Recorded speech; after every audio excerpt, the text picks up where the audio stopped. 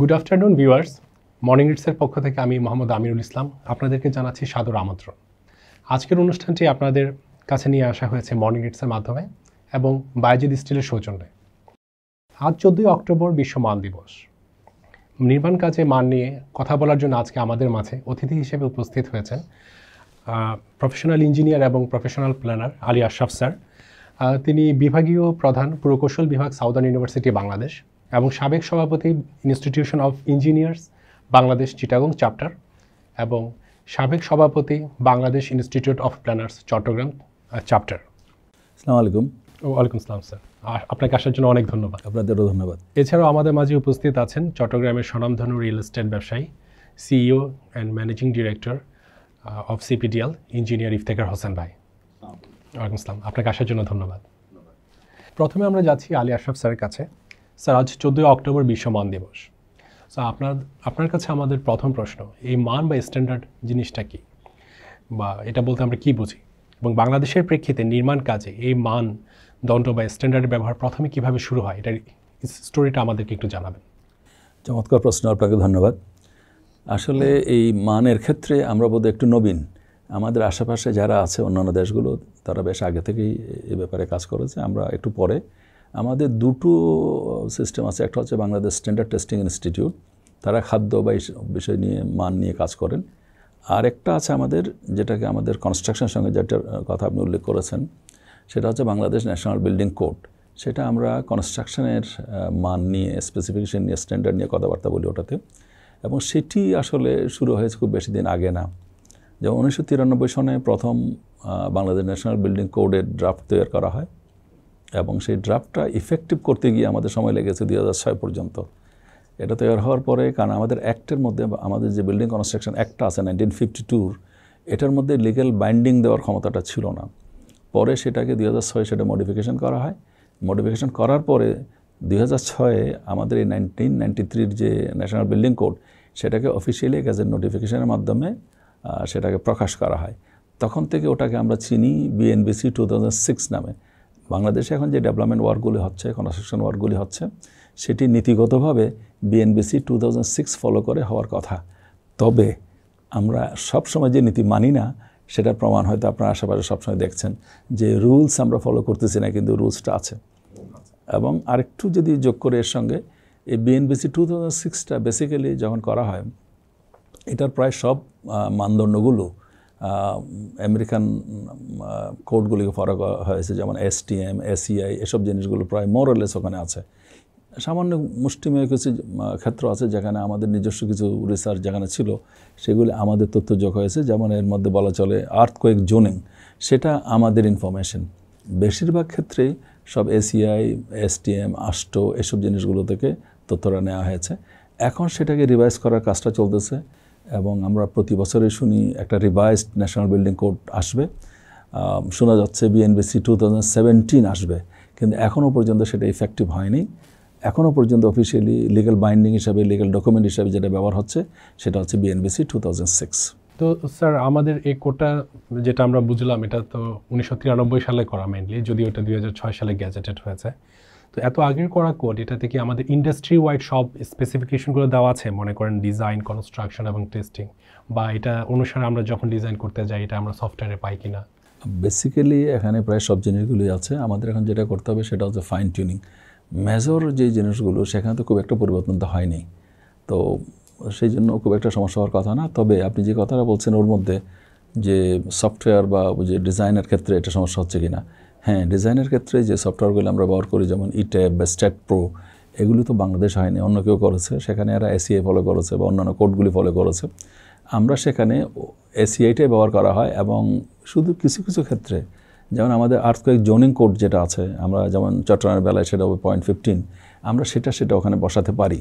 তো সেখানে হচ্ছে যে যেটাতে আমাদের জিনিস নেই, সেখানে এসিআই বা আস্টো বা এই যে এসটিএম, এগুলি ব্যবহার করা হচ্ছে। যেখানে আমাদেরটা আছে সেখানে আমাদেরটা ব্যবহার করা হচ্ছে। এভাবেই কাজটা মোটামুটি হচ্ছে। এবং আমাদেরটা যেহেতু বেস করা হয়েছে মোস্টলি আমেরিকান ইয়ের উপরে, ইউএস কোডগুলোর উপরে, সুতরাং সেক্ষেত্রে সেফটি সিকিউরিটির ব্যাপারে যে ব্যাপারটা আছে, সেখানে খুব একটা সমস্যা হওয়ার কথা না, কারণ মোরলেস সমস্ত জিনিসগুলি ওখানে আছে। আমরা এখন যাব ইফতেখার ভাইয়ের কাছে। আচ্ছা ভাই, আপনারা যখন কোনো একটা ডেভেলপমেন্ট প্রজেক্ট হাতে নেন তখন ইঞ্জিনিয়ারিং ম্যাটেরিয়ালস লাইক রড এবং সিমেন্টের মান কিভাবে আপনারা যাচাই করেন কনস্ট্রাকশনের আগে বা এবং কনস্ট্রাকশনের সময়? ধন্যবাদ। আসলে রড এবং সিমেন্ট, কংক্রিট, এটাই আমাদের কনস্ট্রাকশনের সবচেয়ে বড় গুরুত্বপূর্ণ উপাদান। অবশ্যই আমাদের এই দুটোকে কোয়ালিটির ব্যাপারে সবসময় যাচাই করতে হয়। রড কোম্পানিগুলো যারা আছে এবং সিমেন্ট কোম্পানি যারা আছে তাদের কিন্তু নিজস্ব কোয়ালিটি টিম আছে এবং তারা এটি যাচাই করে থাকে এবং আমাদেরকে তারা প্রতি মাসে একটা করে রিপোর্ট দেয়। কিন্তু আমরা তাতেই শুধুমাত্র থাকি না, আমরা আমাদের নিজস্ব কোয়ালিটি টিম দিয়ে আমরা এক্ষেত্রে রড এবং সিমেন্ট কংক্রিট আমরা সবসময়ই এটি যাচাই করি। এক্ষেত্রে আমরা বিএসটিআই এর সাহায্য নেওয়ার কথা, বাট সেরকম আমরা সাহায্য পাই না। এক্ষেত্রে আমরা বুয়েট বা চুয়েট এই দুটি অর্গানাইজেশন থেকেই আমরা টেস্টিং করিয়ে থাকি এবং প্রতি মাসেই রিপোর্ট করানো হয়। রড এবং সিমেন্টের ব্যাপারে কোনো ছাড় দেওয়া হয় না। আচ্ছা, আমাদের দেশে এখন আমরা অনেক এগিয়ে গেছি রিয়েল এস্টেট সেক্টরে। গত 20 বছর আগে হয়তো আমরা যেখানে 3 তলা 4 তলা বিল্ডিং করতাম, এখন আমরা অনেক মাল্টি স্টোরিড বিল্ডিং করছি, 15 তলা 20 তলা, এবং আমরা ভবিষ্যতে এর চেয়ে বড়ও করব। এখন রড সিমেন্ট ছাড়াও আরও অনেক ইম্পর্টেন্ট ম্যাটেরিয়ালস এখন আমাদের যুক্ত হচ্ছে, যেমন এমইপির ক্ষেত্রে mechanical engineering, electrical and plumbing, যেমন লিফট অ্যাড হচ্ছে বা প্লাম্বিং ম্যাটেরিয়াল অ্যাড হচ্ছে, তারপরে যে এসির ক্ষেত্রে অ্যাড হচ্ছে। সো এগুলোর ক্ষেত্রে, কারণ এগুলো আমাদের part and parcel of our life হয়ে যাচ্ছে, তো আমরা এগুলোর ক্ষেত্রে কীভাবে মান যাচাই করে কীভাবে ব্যবহার করতে পারি? ধন্যবাদ একটি গুরুত্বপূর্ণ বিষয় উপস্থাপন করার জন্য। আসলেই বিল্ডিং কনস্ট্রাকশনের ক্ষেত্রে আমরা যতটুকু না আমাদের বিল্ডিং সিভিল ব্যাপারটা নিয়ে বা কনস্ট্রাকশনের ব্যাপারটা নিয়ে আমরা মনোযোগ দিই, কিন্তু এই এমইপির ব্যাপারটা নিয়ে আমরা কিন্তু অনেক উদাসীন এবং এই ব্যাপারে আমরা স্ট্যান্ডার্ড ফলো করার ব্যাপারে আমরা অনেক পিছিয়ে আছি। সত্যি কথা বলতে আমরা এই কনস্ট্রাকশনের পাশাপাশি আমরা যে লিফট ইউজ করি বা জেনারেটর ইউজ করি বা ফাইটিং ইকুইপমেন্টগুলো ইউজ করি, সেগুলো বেশ কিছুদিন আগে একেবারেই তো কোয়ালিটি নিয়ে আমরা কনসার্ন ছিলাম না। ইদানিং এই ফায়ার হ্যাজার্ডগুলো হওয়ার পর আমরা কিন্তু ফায়ার নিয়ে শুধুমাত্র কনসার্ন আছে, কিন্তু এই ফায়ার ইকুইপমেন্ট ছাড়াও আমরা যে লিফট জেনারেটরগুলো আছে এগুলো কিভাবে মেনটেন হবে, কিভাবে এগুলো আমরা ইনস্টল করা হবে, সে ব্যাপারে আমরা একেবারে উদাসীন। এক্ষেত্রে আমাদের কোডে কিছু গাইডলাইন থাকলেও আসলে যারা সঠিক ডিজাইনারের অভাবে বা সঠিক মেনটেন্যান্স কোম্পানির অভাবে এগুলো আসলে ওভাবে প্রপারলি ম্যানেজ করা হয় না। তবে এক্ষেত্রে এখনকার কিছু ডিজাইনার এসছেন যারা এই এমইপি আইটেমগুলো নিয়ে কাজ করছেন, তবে আমরা এই ক্ষেত্রে অনেকটা পিছিয়ে আছি এবং যে ধরনের কোডগুলো ফলো করা উচিত, যেমন আমরা লিফটগুলো আনছি ইউরোপ থেকে বা চায়না থেকে, যেখানে মেইনলি ইএন কোডটা ফলো করা হয়, কিন্তু আমাদের বিএনবিসিতে আছে সেখানে দেখা যাচ্ছে এসটিএম কোড ফলো করা হয়। তো এখানে কিছু কনফ্লিক্ট আছে। সো এই কনফ্লিক্টগুলো কিন্তু মিনিমাইজ করার অনেক কিছু ব্যাপার আছে, সেগুলো আস্তে আস্তে আমরা আশা করছি নতুন যেটা কোড হবে বিএনবিসি কোড, সেখানে এই জিনিসগুলোর ব্যাপারে সঠিকভাবে ঠিক করা হবে। আমি একটু যোগ করতে চাই এখানে ইঞ্জিনিয়ার ইফতেখারের সঙ্গে, যে লিফটের কথা বলছিল, ওরা ইউরোপিয়ান কোড ফলো করতেছে অনেক সময়। ইউরোপিয়ান কোড আর আমেরিকান কোডের মধ্যে কিছু বেশ কম আছে, কিন্তু প্রত্যেকেই কিন্তু সেফটিটা ইনশিওর করেছে। মানে কেউ যদি ইউনিট 100 বলে আর কেউ 105 বলে, আপনি একটু কম বেশি থাকে, কিন্তু তারপরও ওই দুটাই 100 দিলেও আপনি সেফ, 105 দিলেও আপনি সেফ। আপনি যে কোনো কোডে ফলো করেন, প্রত্যেকটা কোড, বিশেষ করে অ্যাডভান্স দেশগুলিতে যে কোডগুলি আছে সেটা এইসব সেফটি সিকিউরিটির বিষয়গুলি দেখে করেছে। আমাদের সমস্যাটা আসলে ওই জায়গায় না। আমাদের সমস্যা হচ্ছে আমাদের বিএনবিসির মধ্যেও যে গাইডলাইনগুলো আছে, আমাদের এখানে একটা বড় কথা বলবো যে অজ্ঞতা কাজ করতেছে। আমাদের যারা প্রফেশনালরা কাজ করে তারা স্ট্রাকচারাল সেফটি নিয়ে যদ্দূর বুঝে বা যদ্দূর তারা প্রস্তুত, কিন্তু এই যে প্লাম্বিংটা, আমার কাছে মনে হয় যেন প্লাম্বিংটা হচ্ছে সবচেয়ে দুর্বল একটা জায়গা, সেখানে আমাদের প্রস্তুতি খুবই কম। আবার এই যে যেমন এইচব্যাক কথা, যে এয়ার কন্ডিশনিং বা রেফ্রিজারেশন দ্যাট এসব যেগুলি আছে, ওখানে আমাদের দুর্বলতাটা আরও বেশি। এখন প্রত্যেকে যারা যন্ত্রপাতি সাপ্লাই দিচ্ছে সেখানে বলা হচ্ছে অনেক সময় ম্যানুফ্যাকচারার্স ইনফরমেশন, ম্যানুফ্যাকচারার্স লিটারেচার ব্যবহার করা হচ্ছে, কিন্তু ম্যানুফ্যাকচারার এই কোডগুলো ফলো করেছি কিনা বা আমরা সেই হিসাবে ব্যবহার করতেছি কিনা, এনশিওর করছি কিনা, সেই জায়গাটাতে যারা দেখতে পারার কথা ছিল সেই ধরনের লোকগুলোকে আমরা তৈরি করতে পারিনি। তো যেমন এই যে ফায়ার হ্যাজার্ডের কথা আসছে, যে ফায়ার এসকেপ থাকতে হবে। ফায়ার এসকেপ আছে, এটা আসলে ফায়ার এসকেপ হয়েছে কি না, হুইল এনশিওর ইট। এবং সেটা আসলে দেখা যাচ্ছে যে ফায়ার এসকেপ হয়নি, এটা অতিরিক্ত সিঁড়ি হলো, কিন্তু সেটা fire escape in a true sense না, কারণ ওখানে সব ধোঁয়া ঢুকে যাচ্ছে। যদি ধোঁয়ায় ঢুকে যায় তাহলে যেটা ফায়ার এসকেপ হলো না। তো এইসব বিষয়গুলি নিয়ে আমাদের আরও কাজ করতে হবে। তো আমরা এখন ব্যাক করি আবার স্যারের কাছে। স্যার, আমাদের দেশে এখন অনেক মেগা প্রজেক্ট হচ্ছে। চায়নার অর্থায়নে চাইনিজরা এসে কনস্ট্রাকশন করছে, জাপানের অর্থায়নে জাপানিজরা এসে কনস্ট্রাকশন করছে, ভারতের অর্থায়নে ভারতীয়রা এসে কনস্ট্রাকশন করছে। তো এক্ষেত্রে আমাদের প্রশ্নটা হচ্ছে, আমরা কি এখানে বিএনবিসি কোড ফলো করছি, না আমরা কোনো এএসটিএম বা এসিআই কোড ফলো করছি, না তাদের দেশের স্পেসিফিক স্ট্যান্ডার্ড ফলো করে করছি? আর যদি বিভিন্ন মেগা প্রজেক্ট যদি বিভিন্ন মান অনুসরণ করে করা হয়ে থাকে, এগুলোতে একসময় আমাদের সরকার এগুলোর মেনটেন্যান্সের দায়িত্ব চলে যাবে। তো এই জন্য কি আমাদের হিউম্যান রিসোর্সকে এটার জন্য কোনো আলাদাভাবে ট্রেন্ড করার কোনো পসিবিলিটি আছে কি না? আপনার প্রশ্নটা চমৎকার। তো যে কোনো বড় প্রজেক্ট হয় সেখানে আমাদের একটা বিল অফ কোয়ান্টিটিস থাকে, একটা স্পেসিফিকেশান থাকে, টার্মস অ্যান্ড কন্ডিশন থাকে, প্রত্যেকটা কাজের জন্য ডিটেল স্পেসিফিকেশান লেখা থাকে। এবং এই ক্ষেত্রে আমাদের বড় প্রজেক্টগুলি মোস্টলি ওয়েস্টার্ন ব্যবহার করা হয়েছে, যেহেতু এগুলি ডিজাইন করছে মোস্টলি ওয়েস্টার্ন কনসালটেন্টরা। সেখানে এসিএ কোড ব্যবহার করা হয়েছে। শুধু সেটা না, আমাদের কন্ট্রাকচুয়াল যে অব্লিগেশনগুলো সেটার জন্য ফিডিক ব্যবহার করা হয়েছে। ফিডিক ইন্টারন্যাশনাল সবার কাছে অ্যাকসেপ্টেবল। তো আর সবচেয়ে আপনি কাজের বেলায় মেনটেন্যান্সের কথা যেটা বলেছেন, স্পেসিফিকেশানটা যদি লেখা থাকে কি করতে হবে, কি লাগাতে হবে এবং সেটা কি মাত্রার বা কি পরিমাণের, তাহলে পরে যারা মেনটেন করবে তারা তো সেটা দেখেই করবে, সেখানে সমস্যা হওয়ার কথা না। আর বড় প্রজেক্টগুলোতে যেহেতু আমাদের এখানে আমাদের বাংলাদেশে যারা আছে, আমাদের এত বড় বড় প্রজেক্ট করার আগের অভিজ্ঞতা তো আমাদের নেই, সেই জন্য ন্যাচারালি বাইরের লোকদের আসতে হয়েছে এবং তারা এসেছে। বিশেষ করে আমাদের যে দুটো বড় বড় ব্রিজ হলো, যমুনা এবং পদ্মা ব্রিজ, সেখানে এটা বাংলাদেশের নিয়ন্ত্রণে হয়েছে। পদ্মা ব্রিজটা কন্ট্রোল আমাদের, কন্ট্রাক্টর আমরা নিয়োগ করেছি, কনসালটেন্ট আমরা নিয়োগ করেছি, আমাদের পছন্দ অনুযায়ী আমরা নিয়োগ করেছি। এবং সেখানে সেটাকে আবার ভেটেড করার জন্য আমাদের আলাদা টিমও আছে, যারা এক্সপার্ট টিম, তারা সেটা ভেটেড করেছে। তো সেই হিসাবে আমার তো মনে হয় না আমাদের কোনো সমস্যা হবে। আমরা এখন যাচ্ছি আবার ইফতেখার ভাইয়ের কাছে। ভাই, আমরা যখন কনস্ট্রাকশন করছি তখন যে সাইট ইঞ্জিনিয়ার বা প্রজেক্ট ইঞ্জিনিয়ার যারা আছে, তারা কিভাবে কোয়ালিটি কন্ট্রোল করছে, যেখানে ডিজাইন ফলো করা হচ্ছে বা কোয়ালিটি কন্ট্রোল করা হচ্ছে কিনা, তারা কি কোনো স্পেসিফিক চেকলিস্ট ফলো করছে কিনা? হ্যাঁ, অবশ্যই কোয়ালিটি স্পেসিফিকেশন অনুযায়ী চেক করা হয়। যখনই কনস্ট্রাকশন সাইটে এটি ডিজাইন করা হয়, সেটি সিভিল কনস্ট্রাকশনের ব্যাপারে হোক আর এমইপির ব্যাপারে হোক, যে কনসালটেন্ট ডিজাইন করছেন উনি কিছু স্পেসিফিকেশন প্রোভাইড করে থাকেন, সেটি ড্রয়িং শিটেই থাকে। সেই ড্রয়িং শিট ধরেই যখন সাইট ইঞ্জিনিয়াররা সেই ড্রয়িংটা তারা যখন এটি রিড করে, তখন এই স্পেসিফিকেশনগুলো অবশ্যই তাকে চেক করতে হয় এবং এগুলো চেকলিস্টের মাধ্যমে তারা একটি চেকলিস্টের মধ্যে এটা ইনসার্ট করে নেন।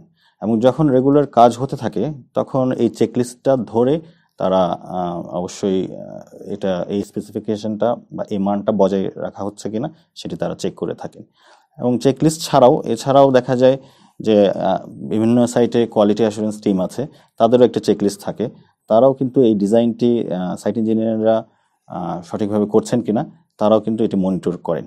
এভাবে করে এই ডিজাইনে যেই স্পেসিফিকেশন দেওয়া হয়েছে সেটি মেনটেন করা হচ্ছে কিনা সেটা সবসময় চেক করা হয়। আচ্ছা ইফতেখার ভাই, আপনার কাছে আমার নেক্সট কোশ্চেন হচ্ছে, আমাদের দেশের রিয়েল এস্টেট সেক্টরে স্পেসিফিক্যালি আমরা সেফটির জন্য কি কোনো স্ট্যান্ডার্ড ফলো করি কিনা, যেমন ওশা বা আইএসও, আমরা কিভাবে এই সেফটিটাকে আমরা কিভাবে দেখছি রিয়েল এস্টেট সেক্টরের?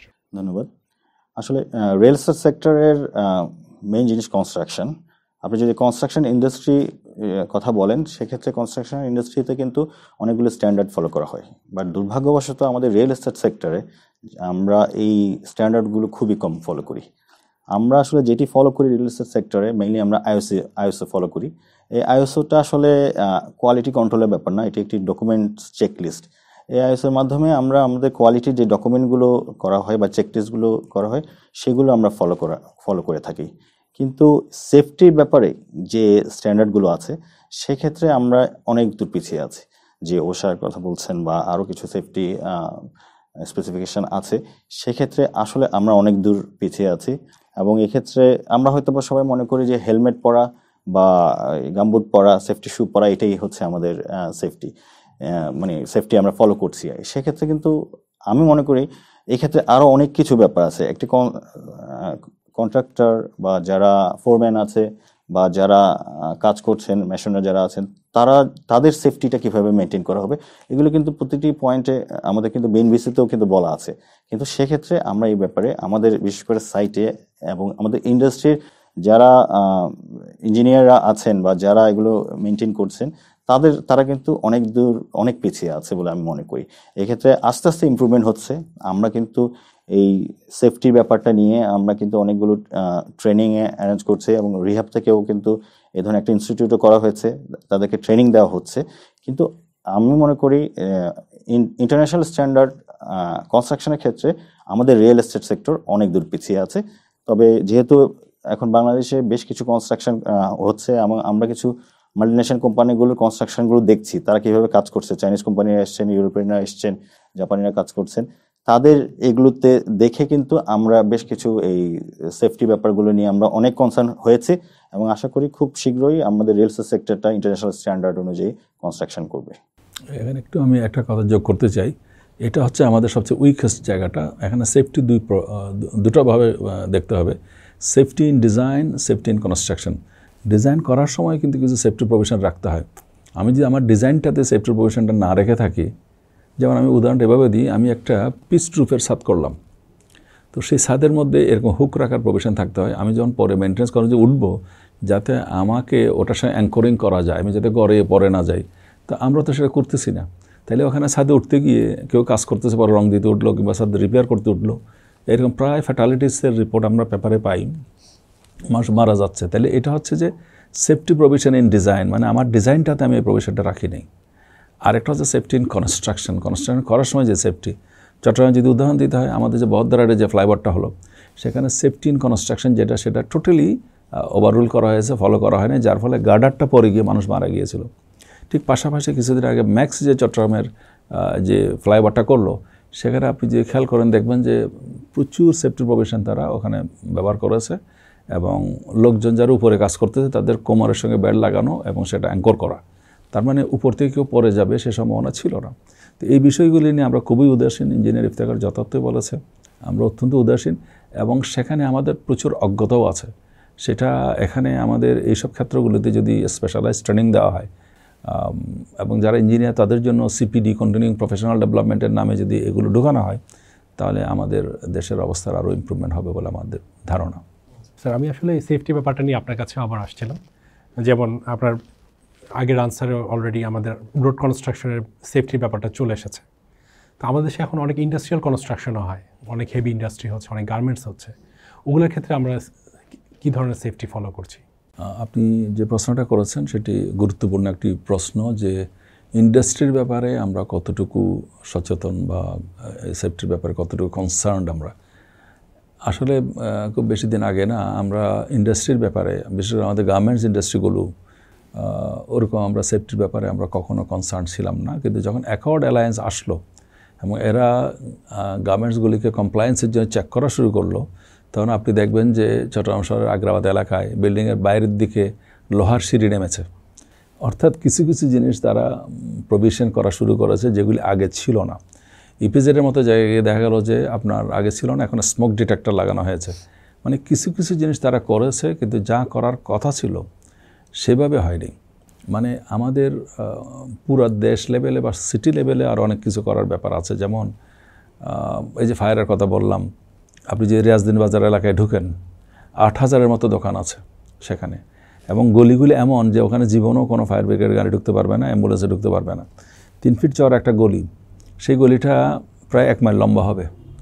এখন কোনো কারণে যদি সেই গলিতে আগুন লেগে যায়, তাহলে সেখানে কিছু মানুষ দৌড়ে পালানোর চেষ্টা করবে, এরা স্ট্যাম্পিডিং হয়ে একের উপর এক পড়বে, মারা যাবে।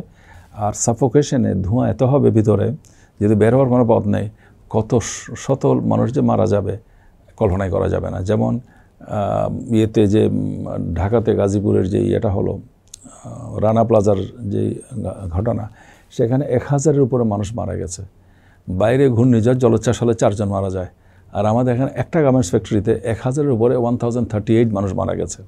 তার মানে এতে পরিষ্কার বোঝা যাচ্ছে আমাদের সেফটির ব্যাপারটাতে আমরা কতটুকু উদাসীন এবং আমাদের কতটুকু দুর্বলতা রয়েছে, এবং সেখানেও আমাদের প্রচুর কাজ করার ব্যাপার আছে। অ্যাকর্ড অ্যালায়েন্সের কারণে আমাদের গার্মেন্টস সেক্টর কিছুটা ইমপ্রুভ করেছে, কিন্তু যেটা সেক্টরগুলো ইমপ্রুভ করে নাই, যেটা নিয়ে এখন কিছু কিছু দুর্ঘটনার ব্যাপারে পত্রপত্রে আসতেছে, সেটা হচ্ছে আমাদের হাই রাইজ বিল্ডিংগুলো যেটা এখন হচ্ছে, সেখানে সামনে কি হয় আল্লাহ জানে।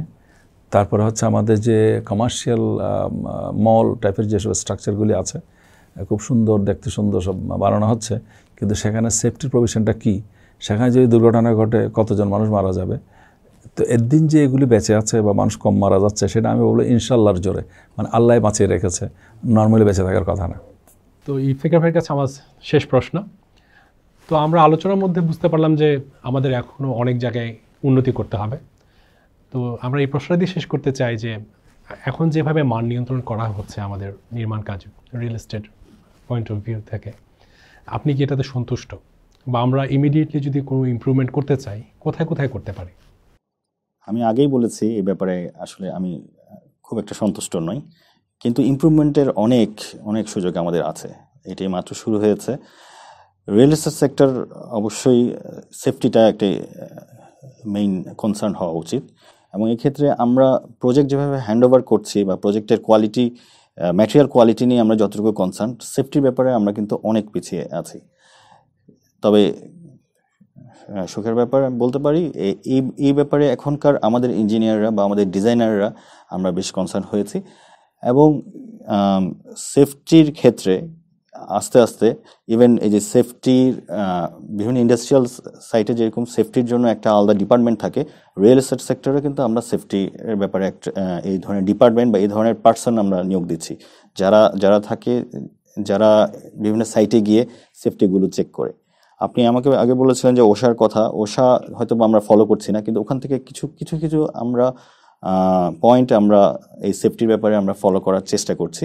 এক্ষেত্রে বিএনবিসি কোডে যে অনেক অনেক কিছু বলা হয়েছে, হয়তোবা 10-20% আমরা ফলো করার চেষ্টা করছি, বাট এটা তো শুরু হয়েছে, এটা একটি পজিটিভ দিক বলে আমি মনে করি।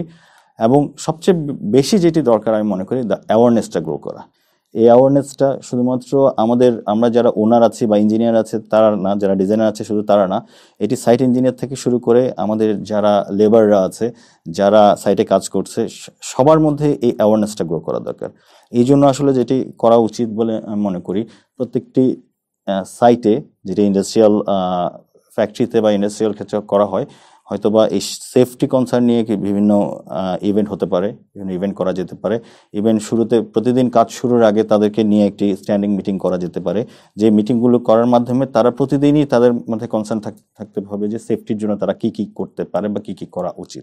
এই ধরনের অ্যাওয়ারনেসটা যদি গ্রো করানো হয়, তাহলে আমার মনে হয় এই অ্যাওয়ারনেসের মাধ্যমেই সবাই আস্তে আস্তে প্র্যাকটিস করবে, এবং প্র্যাকটিস করতে করতে আস্তে আস্তে এই সেফটি ব্যাপারটা আরো অনেক আরো উন্নত হবে বলে আমি মনে করি। আমাদের সর্বশেষ প্রশ্ন স্যারের কাছে।